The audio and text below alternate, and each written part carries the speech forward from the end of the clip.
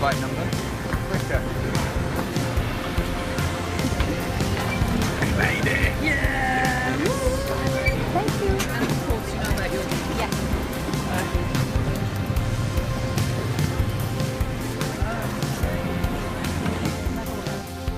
He is arguably the most famous person in history. Over 2 billion people claim to follow him. That's 1/3 of the world's population. He's represented in art and literature more than any other figure. Time magazine called him the most influential person who has ever lived. But who is Jesus?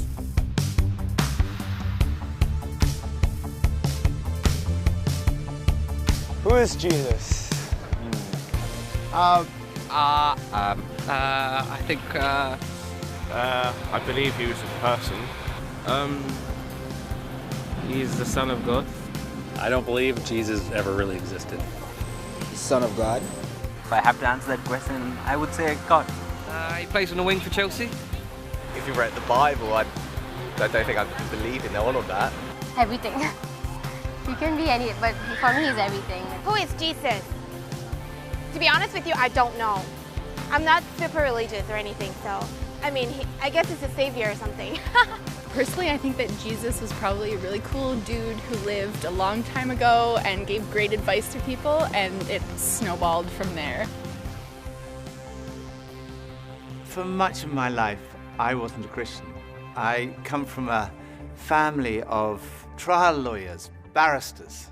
My father was a barrister, my mother was a barrister, my sister is a barrister, my son qualified as a barrister, my daughter qualified as a barrister, both my grandfathers on both sides were barristers, my uncle was a barrister. If we'd had a cat, it would definitely have been a barrister. My father was a Jew, a secular Jew. He escaped the Holocaust. Many of his family had died in the Holocaust. My mother was not a churchgoer. My father described himself as an agnostic, and I came to the conclusion that I was an atheist as a teenager, and I was quite an argumentative atheist. Not that I was out to convert people to atheism, but if anyone tried to convert me to Christianity, then I had a lot to say on the subject. And I was quite suspicious of Christians. I'd come across one or two of them in my gap year, and they had these smiles, which I found deeply suspicious. And in my first year at university, I had a room next door to my great friend, Nikki, and I warned him against these Christians. I said, don't let them into your room, whatever you do. But it was too late.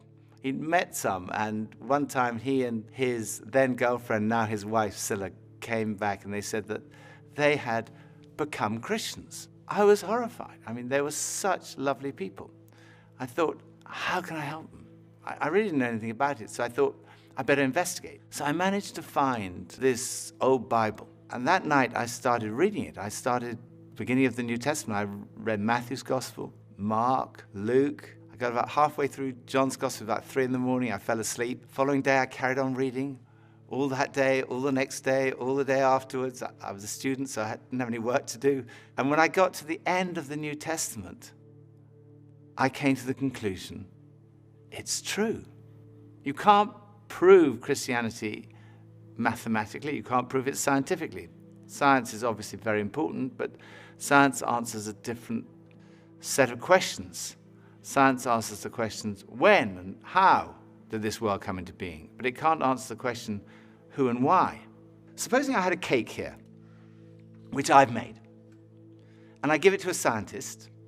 The scientist will be able to answer the question, how it was made. They may be able to tell you when it was made, but only I can tell you who made it and why I made it. Only the creator of the cake can do that. Only I can tell you, I made that cake, and I can tell you why I made that cake. And it's the same with this universe. Only the creator can reveal who made this world and why he made it. And the claim of Christianity is that he has done that. The Creator has revealed himself. And he's revealed himself in the person of Jesus. And the evidence is not scientific evidence. That's not the only kind of evidence, but historical evidence. When I was a barrister, that's what we relied on. We relied on historical evidence that we presented to a jury. It was things that had happened in the past. They weren't there. Every time a jury brings back a verdict, it's a step of faith based on evidence. And I myself could not be a Christian if I didn't believe there was evidence. I couldn't just take a blind leap of faith. For me, faith in Jesus is a step of faith based on good historical evidence. Why start with Jesus, you might say? I didn't even believe there was a God, but I came to believe in God through Jesus because the resurrection of Jesus strongly suggests that this world has a creator and that that creator is to be seen in terms of, through the lens of, Jesus. Jesus of Nazareth is believed to have walked these streets around 2,000 years ago. But is there any evidence that he even existed? Well, there's actually quite a lot of evidence. No serious historian would deny that Jesus existed. The Roman historians Tacitus and Suetonius wrote about Jesus, as did the first century Jewish historian Josephus. He described him as Jesus, a doer of wonderful works, and then he goes on to describe his crucifixion and alleged resurrection. So there's evidence outside of the New Testament for the existence of Jesus, but most of the evidence comes from within inside the New Testament. And sometimes people say, well, the New Testament was written such a long time ago. How do we know what was written down hasn't been changed over the years? Well, the answer is that we do know because of a science called textual criticism. Textual criticism examines the number of copies of early texts that we have available to us today, and it looks at the time gap between the original document and the earliest copy that we have. And basically, the more manuscripts we have and the earlier they are, the less doubt there's going to be about the original. So let's compare the Bible to other texts in ancient history, ones that are widely used in schools and universities. Let's look at the Greek historians Herodotus and Thucydides. They both wrote in the 5th century BC. But the earliest copy of their writings that we have dates from AD 900, and that makes a 1300-year time lapse. And even then, we only have 8 copies of these manuscripts in the first place. Or look at the Roman historian Tacitus. There's a 1000-year gap between his book being written and our first manuscript, and we only have 20 copies. Or another classic, Caesar's Gallic War, 950 years between the book being written and our first manuscript copy. And even then, we only have 9 or 10 copies of these manuscripts. Again, with Livy's famous History of Rome, a 900-year gap between the book being written and our first manuscript, and we only have 20 copies of this. But when it comes to the New Testament, well, it's very different. The New Testament was written between about 40 and 100 AD, and we have manuscript evidence going back as early as 130 AD, and full manuscripts by 350 AD. And we have more than 5,300 Greek manuscripts, 10,000 Latin translations, and 9,300 others. So, you know, we can be pretty confident in the accuracy, the authenticity, and the integrity of the New Testament scriptures that have been passed down to us today. The remarkable thing about the Bible is there's such a short chronological distance between the events being described and our first manuscripts. So in many ways, the Bible scholars are in a very fortunate position of being able to check these things out and finding that they are much more reliable than, for example, some of the alternatives you're looking at. And as a scholar, I am more than happy to say I trust this, I take it very, very seriously, I rely on it. Professor F.J.A. Hort, one of the greatest scholars in the area of textual criticism, concluded that, in the variety and fullness of the evidence on which it rests, the text of the New Testament stands absolutely and unapproachably alone amongst ancient prose writings, and no secular historian would disagree with that conclusion. So we know from evidence outside and inside the New Testament that Jesus existed. But who was he? Well, we know that he was fully human. He had a human body. He ate, he drank, he sweated, he got tired, he suffered pain. And he had human emotions, love, joy, sadness, and human experiences. He had the experience of growing up in a family, of education, of having a job, of being tempted. And he experienced bereavement and suffering and torture and even death. Many today would say, okay, he was a human being, but only a human being. Maybe he was a great religious teacher, but no more than that. Others would say he was much more than that. Bono, the lead singer of the band U2, has said, I don't think you're let off easily by saying he was a great thinker or philosopher, because actually he went around saying he was the Messiah. That's why he was crucified. He was crucified because he said he was the Son of God. So he either, in my view, was the Son of God or he was nuts. And I find it hard to accept that all the millions and millions of lives, half the earth, for nearly 2,000 years, have felt their lives touched and inspired by some nutter. I don't believe it. He went on to say, I believe that Jesus was the Son of God. What evidence is there to suggest that Jesus was more than just a great religious teacher? There are two parts to this argument. The first is, what did Jesus think about himself? Because if Jesus didn't think he was God, that's the end of the argument. But if he did, the second part of the argument is, was he right? So, what did Jesus say about himself? First piece of evidence is the fact that his teaching was centered on himself. Most great religious teachers point away from themselves. They say, don't look at me, look at God. Jesus, who personified humility in pointing people to God, pointed to himself. He said, look at me, come to me. We've talked about this search for meaning and purpose, that feeling of like a spiritual hunger that other things don't quite satisfy. Jesus said, I am the bread of life. I'm the one who can satisfy that spiritual hunger. Addiction is a major problem in our society. Jesus said, if the Son, in other words, if he himself sets you free, you will be free indeed. Then there's all the stuff we carry around, worry, anxiety, guilt, fear. Jesus said, come to me, all you who are weary and burdened, and I will give you rest. He said, if you receive me, you receive God. If you welcome me, you welcome God. If you've seen me, you've seen God.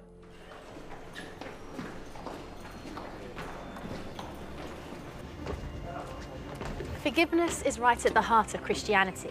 Jesus went up to people and said, your sins are forgiven. Now, if someone sins against you, then you can forgive them, but you can't just walk up to anyone and say your sins are forgiven. When Jesus said that, the lawyers said, who can forgive sins but God alone? But Jesus claimed to be able to do that. In fact, Jesus said that he came to give his life so that people could be forgiven. One of the most direct claims Jesus made is recorded in John's Gospel, chapter 10, verse 30. Jesus said, I and the Father are one. Now, making a claim like this was seen by the religious leaders to be blasphemy. It's tantamount to a claim to be God, and it was punishable by death by stoning. People picked up stones to stone him. Then Jesus said to them, I've shown you many great miracles from the Father. For which of these do you stone me? We're not stoning you for any of these, they replied, but for blasphemy, because you, a mere human being, claim to be God. I think when you look at all the evidence, it's clear that Jesus did make that claim. It is an astonishing claim. And a claim like that needs to be tested. If you think about it, there are only three possibilities. It was not true, and Jesus knew perfectly well it wasn't true, in which case he was a fraud. Or it was not true, and he simply didn't realize it. He genuinely thought he was the Son of God, in which case he was deluded. I think we'd say he was insane. But logically, there is only one other possibility, and that is, it's true. He was telling the truth. C.S. Lewis, Cambridge professor, best known as the author of the Chronicles of Narnia, he put it like this: a man who was merely a man and said the sort of things Jesus said would not be a great moral teacher. He'd either be insane or else he'd be the devil of hell. You must make your choice. Either this man was and is the Son of God, or else insane or something worse. But let's not come up with any patronizing nonsense about his being a great human teacher. He hasn't left that open to us. He didn't intend to. So was Jesus right in what he said about himself? What evidence is there to support his claims? Well, the first piece of evidence is his teaching. Much of the New Testament records numerous occasions where crowds gather to hear Jesus teach. And on one occasion, on a mountain like this, more than 5,000 people gathered to listen to the teaching of Jesus. The Sermon on the Mount has been widely acknowledged amongst the greatest teaching of all time. Jesus' teaching has been the foundation of our entire civilization. Many of our laws were originally founded on Jesus' teaching. Love your neighbour as yourself. Do to others as you would have them do to you. And then this, totally revolutionary. Love your enemies. In fact, we've advanced in every field of science and technology, yet in 2,000 years, no one has ever improved on the moral teachings of Jesus. They are the greatest words ever spoken. They're the kind of words you might expect God to speak.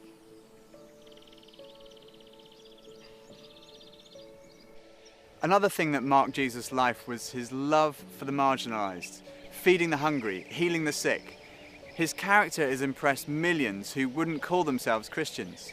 Time magazine called him the most persistent symbol of purity, selflessness and love in the history of Western humanity. He was a person in whom even his enemies could find no fault, and whose friends said that he was without sin.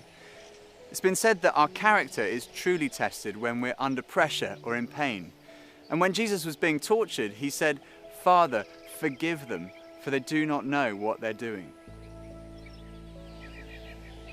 Another piece of evidence is his fulfillment of Old Testament prophecy. No one else in history has had a whole collection of books written about them before they were born.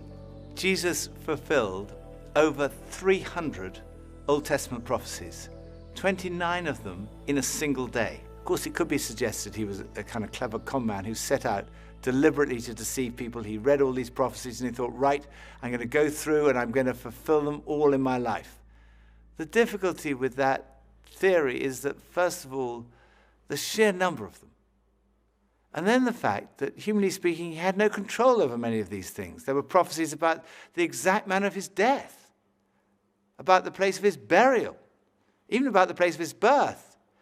Clever con man would be going around and say, oh my goodness, I'm supposed to be born in Bethlehem. It's too late.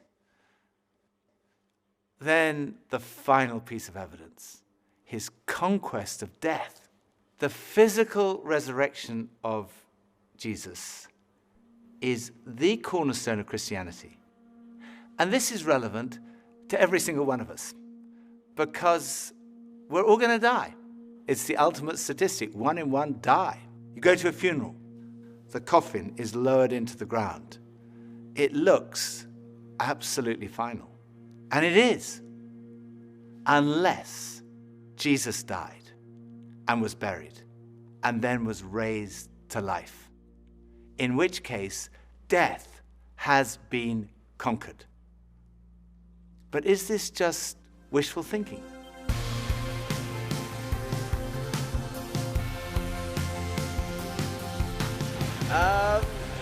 Rose from the dead. That's what I was taught. I don't know, I can't say yes or no. Yes, I do believe that Jesus rose from the dead. As a man of science, I think that's pretty impossible. I believe so. No. Yes, I did. I definitely don't think that Jesus rose from the dead. Yeah, I don't think he did. No, Jesus did not come back from the dead. That's ridiculous. Well, it could be used as a metaphor, right? Could have been a drug trip.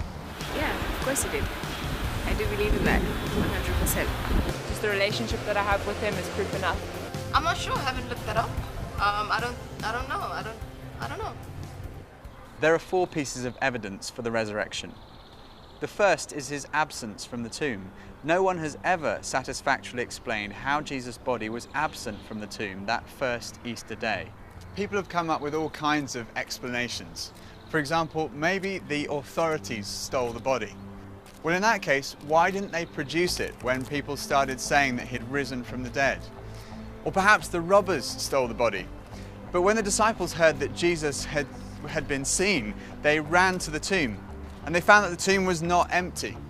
Inside the tomb were the grave clothes that Jesus had been wrapped in. The only valuable thing that a robber might have taken was still there. The grave clothes had collapsed like a caterpillar's cocoon when a butterfly has emerged. And the piece that had been around Jesus' head had been folded up and put in a different place. And when they saw that, they believed. The second was his presence with the disciples.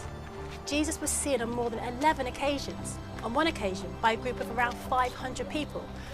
People say, well, it could have been a hallucination.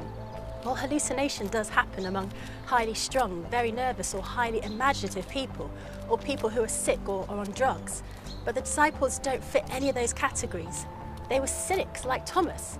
There were tough fishermen, there were tax collectors, and tax collectors do not hallucinate. The third piece of evidence is the transformation that we see in the disciples. Here was a group of people who were disillusioned, despairing that their leader had died, and then suddenly they were transformed. They started saying, we've seen Jesus, he's really alive. And they went around telling everybody. Later on, practically all of them were killed, crucified, tortured, beheaded because of what they believed. And if they were deceiving people, all they had to do was say, no, it's not actually true. But they never said that because they knew it was true. It had totally transformed their lives. And as a result, this extraordinary movement swept around the whole known world. And it's a movement without precedent in the history of humanity. And fourth, it's still happening today. There are now over 2.3 billion Christians around the world, of every ethnicity, continent, nationality, economic, social and intellectual background. They all speak of this encounter with the risen Jesus Christ.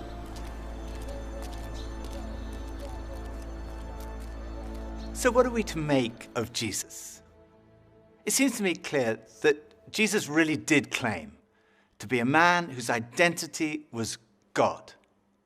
And when we look at the evidence of his teaching, his life, his character, his fulfillment of prophecy, his resurrection, to say he was insane or a fraud seems to me absurd, illogical, actually unbelievable. On the other hand, it provides the strongest possible supporting evidence that what Jesus said about himself was true. And when I looked at the evidence, when I read the New Testament, I came to the conclusion it is true. I didn't want to become a Christian because I thought if I became a Christian, life would be totally miserable from that moment onwards. So I tried to put it off. I thought I'll put off becoming a Christian to my deathbed. And then I realized that would not be intellectually honest. So very reluctantly, I kind of said, okay, yes. And at that moment, I can still remember that moment so clearly. It dropped from here, from my head, being convinced it was true, to here in my heart, having an experience of a relationship with Jesus. And finding what, I guess looking back, unconsciously, I'd been searching for all my life. Something that provided ultimate meaning and purpose to my life. It was the very last place on earth that I expected to find it. But at that moment, I found that what Jesus said was true. Jesus said, I have come that you might have life and life in all its fullness. It really is true that God has revealed himself in Jesus. Jesus really is who he claimed to be. Jesus really did rise from the dead. There is hope beyond this life. There is hope for this life. Right now, in this life, in an encounter with Jesus, we find life and life in all its fullness.